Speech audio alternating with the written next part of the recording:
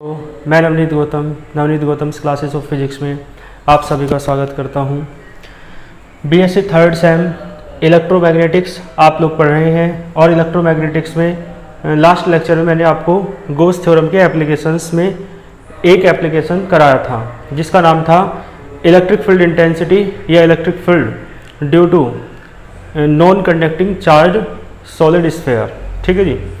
तो आइए charge conductor के लिए, चार्ज नॉन कंडक्टिंग स्फीयर के लिए आपने डेरिवेशन पढ़ा, अब कंडक्टिंग के लिए पढ़ेंगे। ठीक है। तो हेडिंग डालो, कंडक्टिंग सॉलिड स्फीयर है या कोई स्फेरिकल सेल हो सकता है। तो हेडिंग है देखो, नंबर सेकंड है ये, इसे कहेंगे इलेक्ट्रिक फील्ड। ठीक है। मैंने आपको बता दिया था लास्ट लेक्चर में ही कि चाहे आप इलेक्ट्रिक फील्ड कह दें या इलेक्ट्रिक फील्ड इंटेंसिटी कह दें, बात एक ही है। तो इलेक्ट्रिक फील्ड ड्यू टू, ठीक है, किसके कारण? ड्यू टू, देखो ध्यान दो, पिछली बार था non conducting charge solid sphere, अब है कंडक्टिंग। वो तो नॉन कंडक्टिंग था, ये कैसा है? कंडक्टिंग।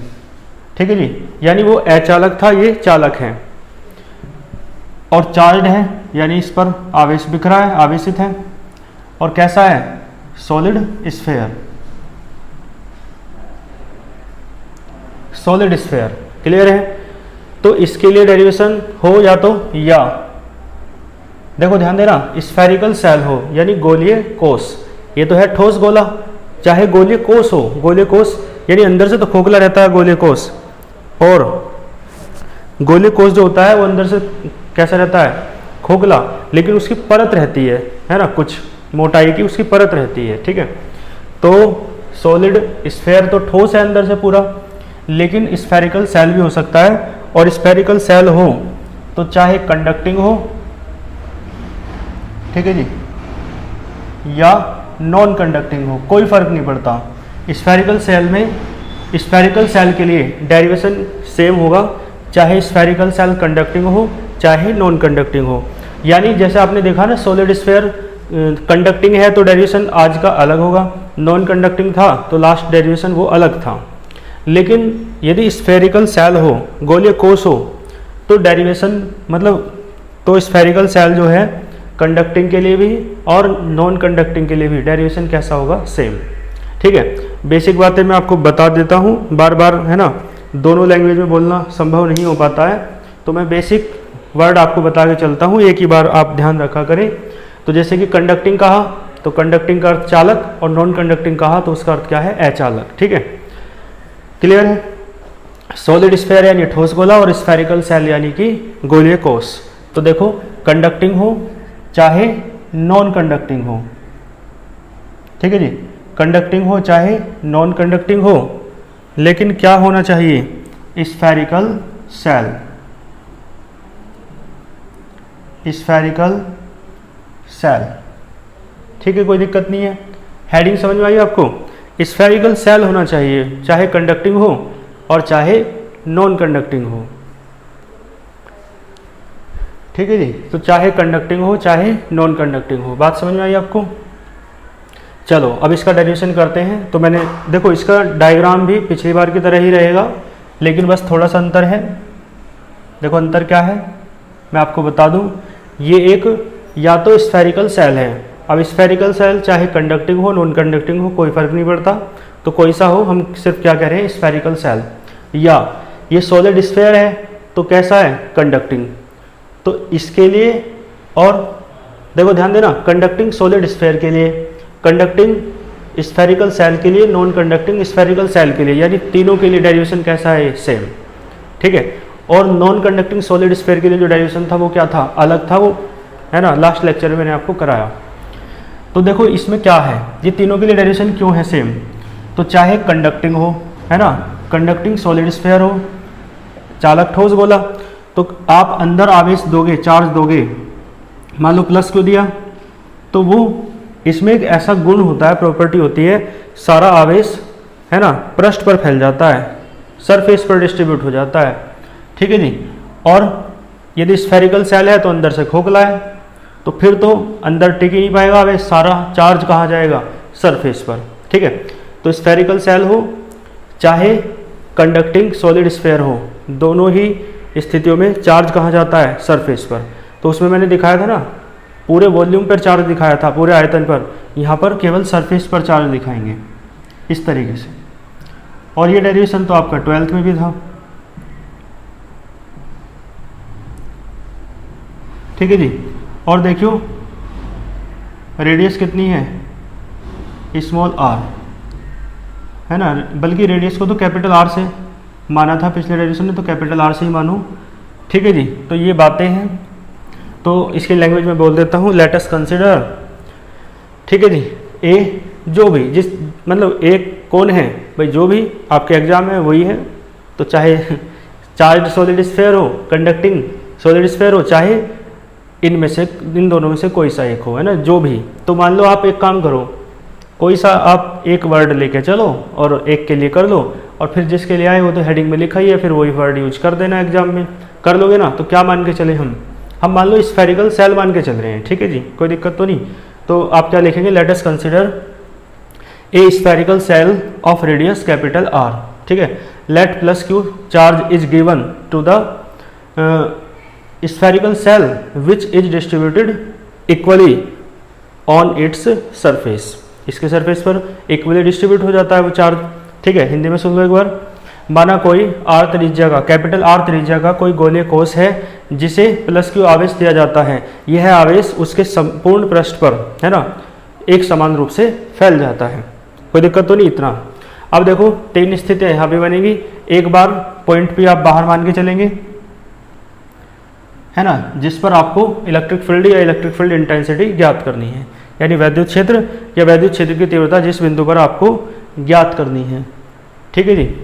तो आप मान के चलो पॉइंट पी मान लिया आपने, और इसकी डिस्टेंस कितनी मान लो? Small R. तो देखो नंबर फर्स्ट हेडिंग डालो, नंबर बल्कि ए कह दो चाहे सेकंड, तो वो डाल दिया तो यहाँ क्या हो जाएगा? आउटसाइड। सबसे पहले किसके लिए करते हैं? Outside the surface. सबसे पहले आउटसाइड के लिए करते हैं, ठीक है जी, आउटसाइड द सरफेस। और इसमें देखो स्मॉल आर जो है वो बड़ा हो जाता है कैपिटल आर से, ठीक है। सरफेस के बाहर मानना है, जो पॉइंट पी मानना है।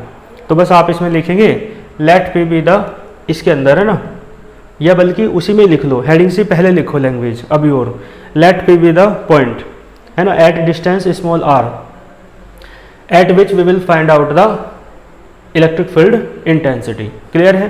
तो यानी माना कोई बिंदु P है, माना स्मॉल आर दूरी पर, वृत्त के ये केंद्र से स्मॉल आर दूरी पर कोई बिंदु P है जिस पर हमें वैद्युत क्षेत्र की तीव्रता ज्ञात करनी है। हिंदी में भाषा ये है।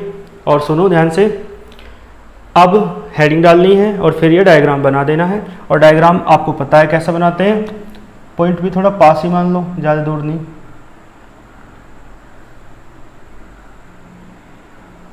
ठीक है जी। देखो आपको पता है बिंदु P के अनुदिश क्या खींचते हैं?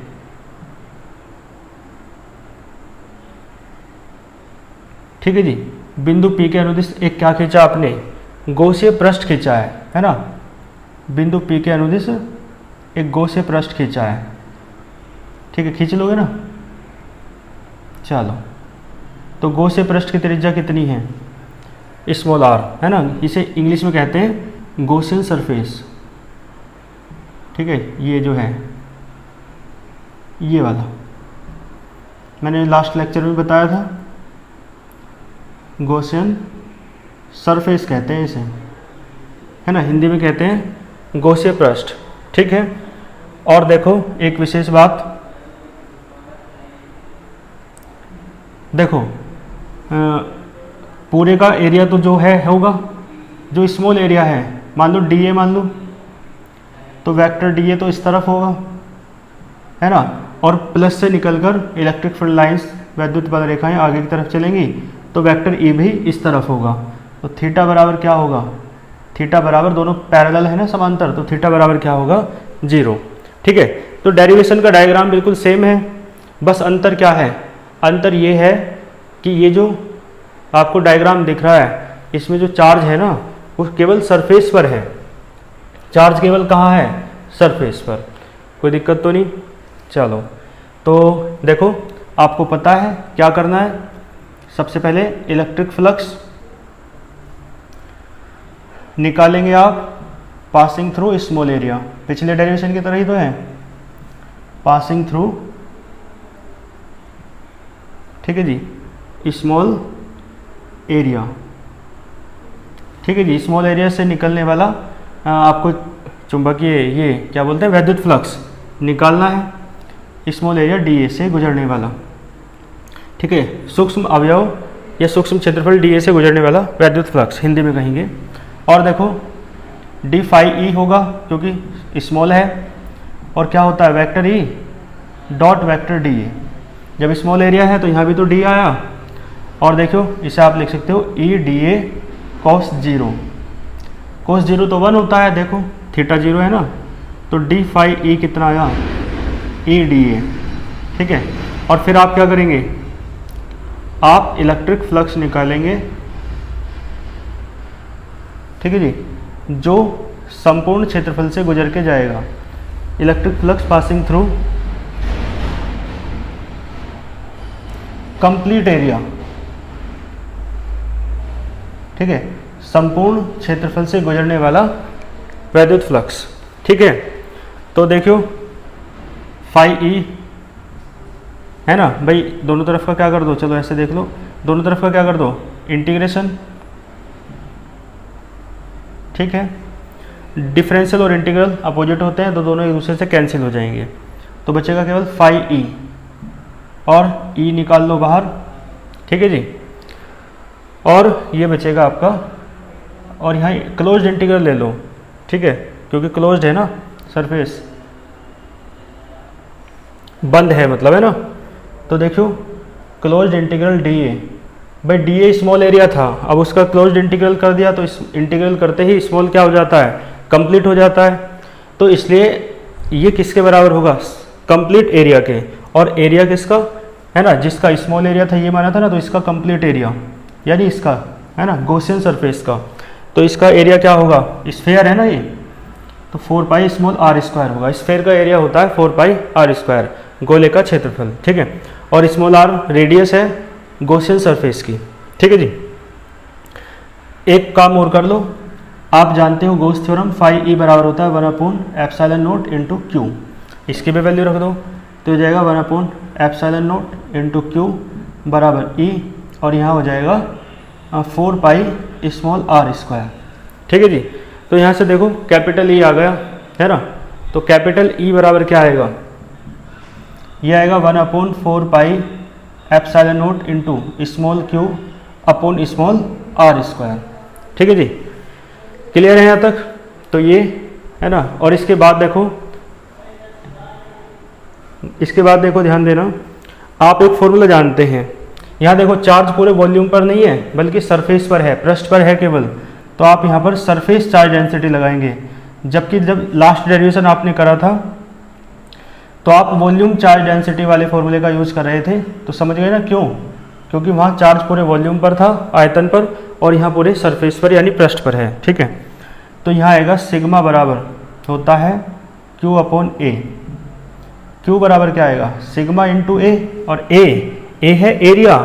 एरिया किसका, जिस पर चार्ज है, तो चार्ज तो इस पर है ना, तो इसका एरिया हो जाएगा 4 पाई, बोलो capital R square, 4 pi capital R square. ठीक है जी, भाई गोला है ये भी, तो गोले खोखला हो ठोस हो इससे क्या फर्क पड़ता है, गोले का क्षेत्रफल तो क्या होता है 4 पाई कैपिटल आर स्क्वायर, है ना, एरिया ऑफ स्फेयर। तो ये क्यू की जगह आप यहाँ पे रख दो, है ना, तो क्या आ जाएगा, ई बराबर आएगा 1/4 पाई एप्सिलॉन नॉट, और क्यू की जगह रखा आपने सिग्मा, और 4 pi capital R square, upon में क्या है स्मॉल आर स्क्वायर, 4 पाई से 4 पाई कैंसिल, तो ई बराबर आया sigma upon epsilon naught, sigma upon epsilon naught capital R square upon small R square. ठीक है जी, देखो पिछली बार डेरिवेशन ये अलग आया था, है ना, पिछली जो आपका डेरिवेशन था वो नॉन कंडक्टिंग सॉलिड स्फीयर के लिए अलग था, ये अलग है ना।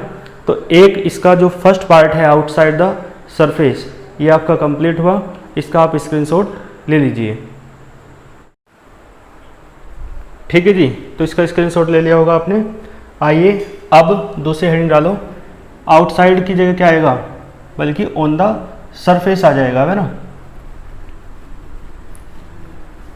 तो ठीक है, तो यहाँ तक मैं रफ कर देता हूँ, आप इसे समझ चुके होंगे।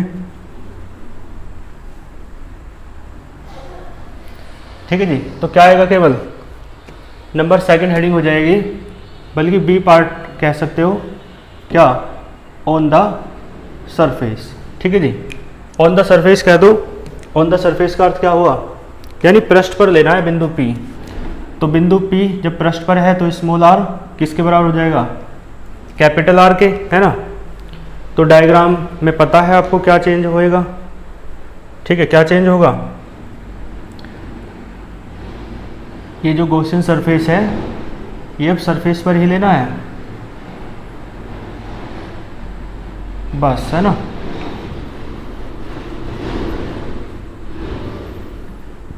ठीक है,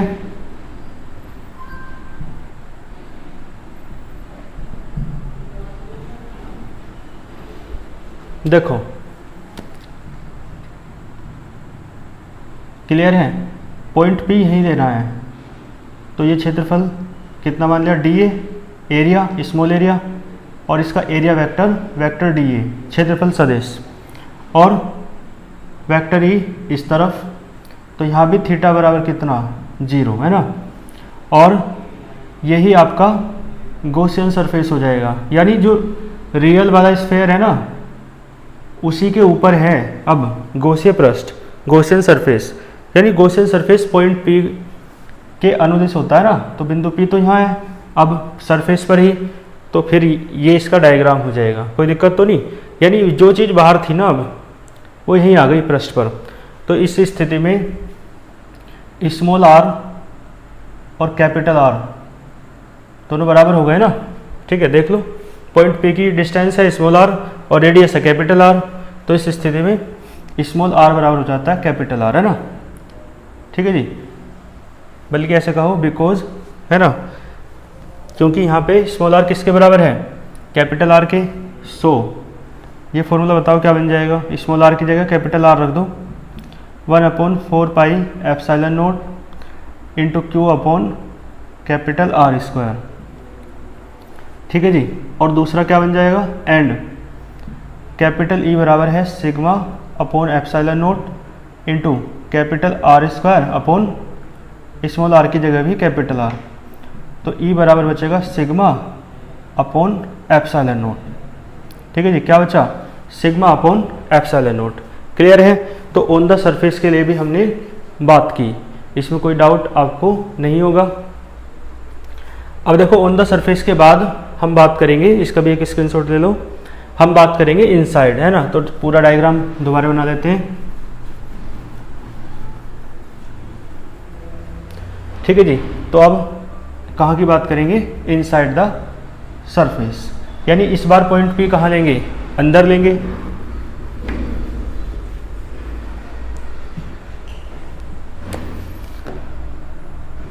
ठीक है जी, इनसाइड यानी भीतर, अंदर, यानी जब स्मॉल r छोटा हो जाए कैपिटल R से। ये है सी पॉइंट है ना, इसे सी पार्ट कह दो। तो देखियो ये है आपका सॉलिड स्फेयर, है ना, या स्फेरिकल सेल, जो भी आप मान के चलें, स्फेरिकल सेल मान के चल रहे हैं। ये इसका सेंटर O, ठीक है जी, और पॉइंट P अब यहाँ मान लो, ठीक है, स्मॉल r डिस्टेंस पर। ठीक है, और आपको पता है पॉइंट P के चारों ओर, पॉइंट P के चारों ओर क्या करेंगे, है ना, पॉइंट P के चारों ओर, है ना, एक क्या खींचते हैं, बोलो, गॉसियन सरफेस खींचते हैं, है ना, पॉइंट P के अनुदिश। तो ये क्या है आपका, ये है गॉसियन सरफेस।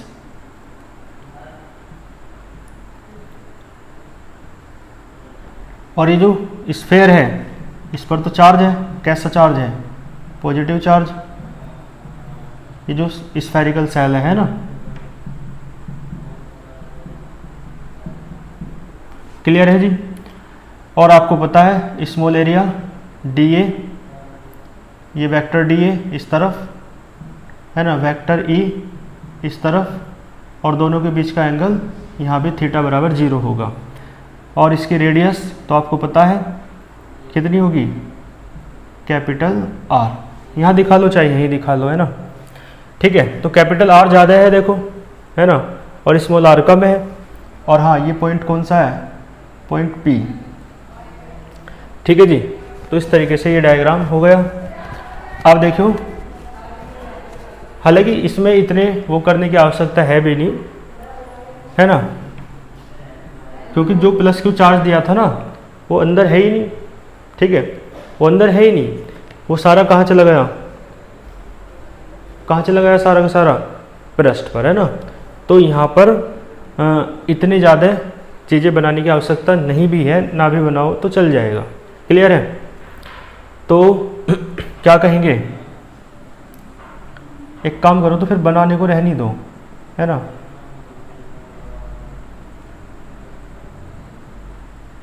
क्लियर है, बस इतना बना दियो, ठीक, इतना, कोई दिक्कत तो नहीं। तो फिर आप एक बात कहेंगे, है ना, because there is no charge. देखो पिछले डेरिवेशन में चार्ज था इनसाइड, क्योंकि हर जगह था ना वहाँ तो चार्ज, लेकिन यहाँ पर चार्ज इनसाइड है नहीं बिल्कुल भी, है ना। सारा चार्ज जो अंदर था प्लस क्यू, वो सारा कहाँ फैल गया, सरफेस पर। तो इनसाइड यहाँ चार्ज नहीं है, तो there is no charge inside the surface, है ना, पृष्ठ के भीतर यहाँ कोई आवेश नहीं है। तो इसलिए दैट इज यानी अर्थात क्यू बराबर क्या है, 0। सो इसमें क्यू बराबर 0 रख दो तो क्या आएगा, 1/4 pi epsilon naught into 0 small R square, ठीक है। पॉइंट पी की डिस्टेंस तो स्मॉल आर है, तो ई बराबर क्या आया, 0। समझ गए, चाहे यहाँ रख लो चाहे यहाँ रख लो, है ना, स्मॉल मतलब हाँ, यहाँ तो क्यू है नहीं तो यहीं रख लो बस, है ना। तो स्मॉल क्यू की जगह क्या रख लो, ठीक है, क्या रख लिया, 0, क्योंकि अंदर चार्ज है ही नहीं, सारा कहाँ फैल गया, सरफेस पर। तो आपका डेरिवेशन क्या आएगा, 0। इसका मतलब है नीचे लिख देना इसके बाद कि इनसाइड द, है ना, surface electric field intensity is 0। Clear है। सरफेस के भीतर, किसके सरफेस के भीतर, या तो इसके सरफेस के भीतर या इसके सरफेस के भीतर, दोनों के लिए बात है। जो है इलेक्ट्रिक फील्ड इंटेंसिटी वो कितनी होती है, 0 होती है, ठीक है जी। तो ये डेरिवेशन आपका कंप्लीट हुआ, इसका आप एक स्क्रीनशॉट ले लीजिए, ठीक है जी। ये डेरिवेशन कंप्लीट हुआ। आइए थर्ड एप्लीकेशन की ओर चलते हैं, तो है ना, तो इसका स्क्रीनशॉट ले लिया होगा आपने। अब हेडिंग डालो electric field intensity due to, है ना, लीनियर चार्ज, ठीक है, लीनियर चार्ज के कारण यानी कि रेखीय आवेश के कारण, है ना, क्या निकालना है आपको, वैद्युत क्षेत्र निकालना है, ठीक है जी। यह वैद्युत क्षेत्र की तीव्रता, तो मैं लिख देता हूँ, ठीक है जी। कौन सा डेरिवेशन है, तीसरा। तो आप इलेक्ट्रिक फील्ड कह दो, मैंने आपको बता रखा है, ठीक है जी, या इलेक्ट्रिक फील्ड इंटेंसिटी आ जाए, बात एक ही है, यानी वैद्युत क्षेत्र या वैद्युत क्षेत्र की तीव्रता। और किसके कारण, तो ड्यू टू लीनियर चार्ज यानी रेखीय आवेश, ठीक है। या ऐसे भी कह सकते हो, लीनियर चार्ज कह सकते हो, या ऐसे भी कह सकते हो कि ए लॉन्ग, ठीक है, लंबा है, STRAIGST स्ट्रेट है, सीधा, है ना, और कंडक्टिंग है। कंडक्टिंग का मतलब चालक, ठीक है जी, कंडक्टिंग और चार्ज है, चार्ज यानी आवेशित, और है कौन, तो वायर है। क्लियर है। तो आप ऐसे कह दो चाहे कि electric field due to linear charge, या ऐसे कह दो, मतलब कैसे भी आ सकता है, electric field due to a long straight current, वो a long straight conducting charge wire, ठीक है।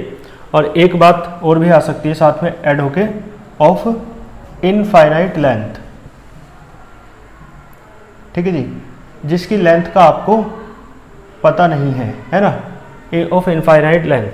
तो इसे हिंदी में कहेंगे रेखीय आवेश, है ना, ब्रैकेट में लिख लेना, अनंत लंबाई के लंबे सीधे चालक आवेशित तार के कारण, ठीक है, ब्रैकेट बंद, के कारण वैद्युत क्षेत्र या वैद्युत क्षेत्र की तीव्रता।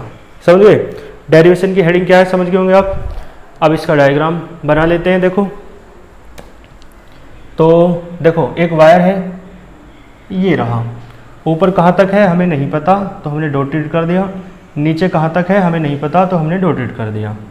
इस तार पर, वायर पर कैसा चार्ज है? प्लस चार्ज, पॉजिटिव चार्ज है ना, धनावेश है, ठीक है जी। यहाँ से इस तार से स्मॉल आर डिस्टेंस पर कोई पॉइंट P बनेगी जिस पर आपको क्या निकालना है? ये इलेक्ट्रिक फील्ड। तो देखो ये वायर है, ये वाला है ना, तो देखो इस वायर के इस वायर से स्मॉल आर डिस्टेंस पर, यहाँ है ना, यहाँ का मतलब इससे स्मॉल आर डिस्टेंस पर कहीं भी, यानी यहाँ है ना, यहाँ और यहाँ कहीं भी, यानी इस वायर से स्मॉल आर डिस्टेंस पर चारों तरफ कहीं भी क्या निकालना है आपको? किसी बिंदु पर स्मॉल आर डिस्टेंस पर क्या निकालना है? Electric field. तो ये जो स्मॉल आर डिस्टेंस पर पॉइंट P है ना, ये कहीं भी हो सकता है इसके चारों तरफ। तो देखो ऐसे यदि इमेजिनरी एक सरफेस देखें, काल्पनिक जो पृष्ठ है, जैसे आप गॉसियन सरफेस या गॉसियन पृष्ठ कहते हैं, तो क्या बन रहा है? एक बेलन बन रहा है। नहीं, ऐसे यदि देखें घुमाएं तो एक क्या बना दो? बेलन, क्योंकि ये आर डिस्टेंस चारों तरफ कहीं भी हो सकती है, ठीक है जी। तो दोनों तरफ स्मॉल आर रहेगा, ठीक है। तो देखो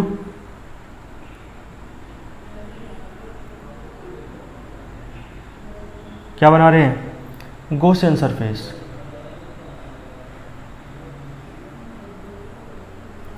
ठीक है। दोनों बराबर ले लियो अपने हिसाब से, इधर भी स्मॉल आर है और इधर भी स्मॉल आर है, ठीक है जी।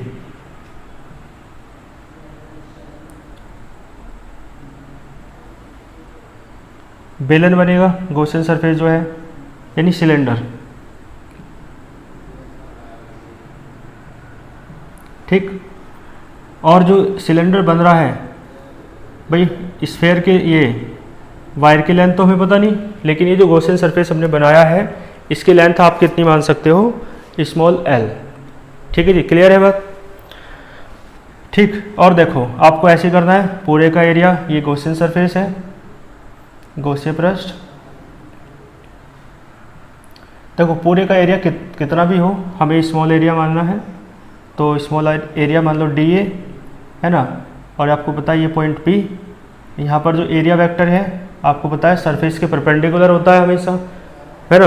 ऐसे सरफेस ये है तो इसके परपेंडिकुलर होगा एरिया वेक्टर, पृष्ठ के लंबवत होता है क्षेत्रफल सदिश।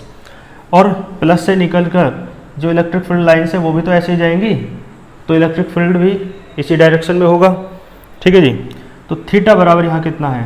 0 है, क्योंकि दोनों एक दूसरे के पैरेलल हैं, समांतर हैं, ठीक है। डायग्राम समझ में आया? अब देखो इसका डेरिवेशन कर लेते हैं। तो आपको पता है करने का मेथड क्या है, पहले इसकी लैंग्वेज सुन लो एक बार, है ना। देखो लेट अस कंसीडर, है ना, ए long straight current, A long straight conducting charge wire of infinite length, है ना, हैविंग प्लस क्यू चार्ज, है ना। कितना चार्ज रखता है? प्लस क्यू चार्ज, ठीक है, प्लस क्यू चार्ज रखता है, ठीक, कोई दिक्कत तो नहीं। तो ये जो चार्ज है इतना प्लस क्यू मान लिया, और फिर आप कह दो late P be the point at small r distance from the wire at which we will find out the intensity of electric field, ठीक है, कोई दिक्कत तो नहीं। फिर ये कह दो we draw a Gaussian surface, है ना, around point P या along point P, ठीक है। और आगे आप कह दो the angle between vector E and vector dA is 0 degree, ठीक है। बस इतना कहने की आवश्यकता है, ठीक है। एक बार हिंदी में सुन लीजिए।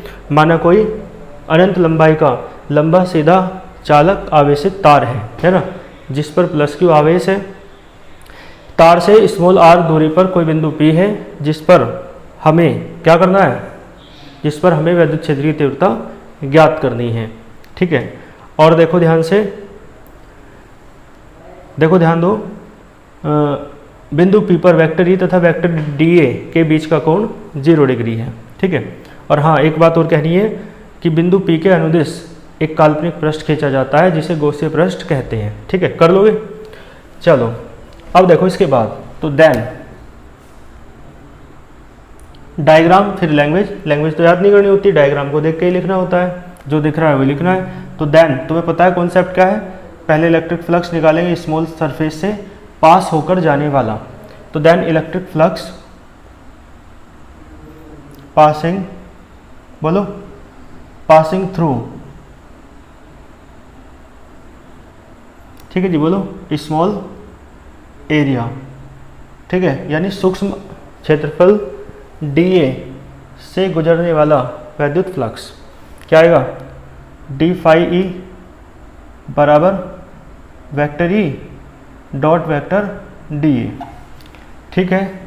और आपको पता है ए डी ए कोस 0, ठीक है, कोई ऐसा तो नहीं है जो ये पूछा जा रहा हो इससे ये कैसा आया, ए डॉट बी बराबर होता है ए बी कोस थीटा, ठीक है। तो ऐसे पता नहीं चल पाता इसका क्या लेवल है, तो कमेंट कर दिया करो, कोई बात ना समझ में आए तो। ए डी ए कोस 0 क्या होता है, 1, ठीक है।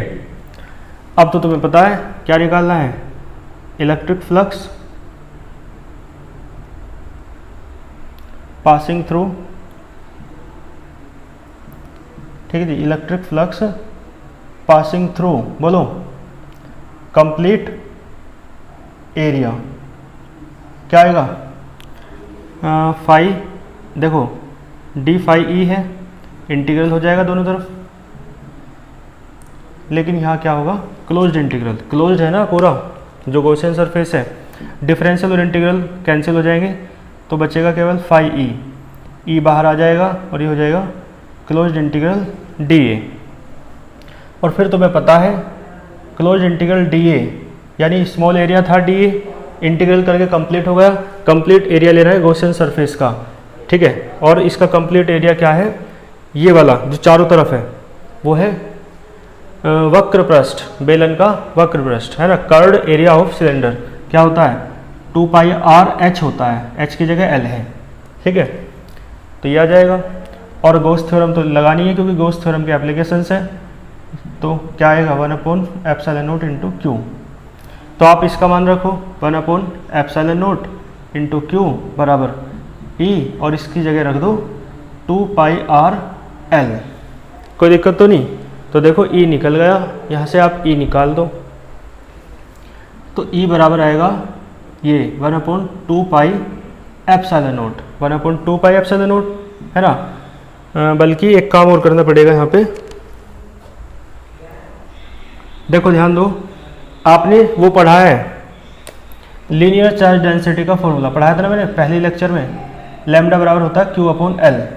क्योंकि देखो लीनियर चार्ज डेंसिटी का फॉर्मूला क्यों लगेगा, क्योंकि लाइन के अलोंग है जो चार्ज फैला हुआ है ना, रेखा के अनुदिश फैला है आवेश, तो रेखे आवेश घनत्व वाला सूत्र लगा, लैम्डा बराबर Q/L। तो Q बराबर क्या आएगा, लैम्डा इंटू एल, तो यहाँ Q का मान रख दो, लैम्डा इंटू एल बराबर है E 2 पाई आर एल, एल से एल कैंसिल, ठीक है जी। तो E बराबर क्या आएगा 1/2 पाई ε0 है ना, और R तो है ही ऊपर, हाँ R तो अपोन में आएगा शायद, देखो 1/2 आया, 2 पाई ε0 अपोन में है, और इधर बचा लैम्डा और R आ गया अपोन में।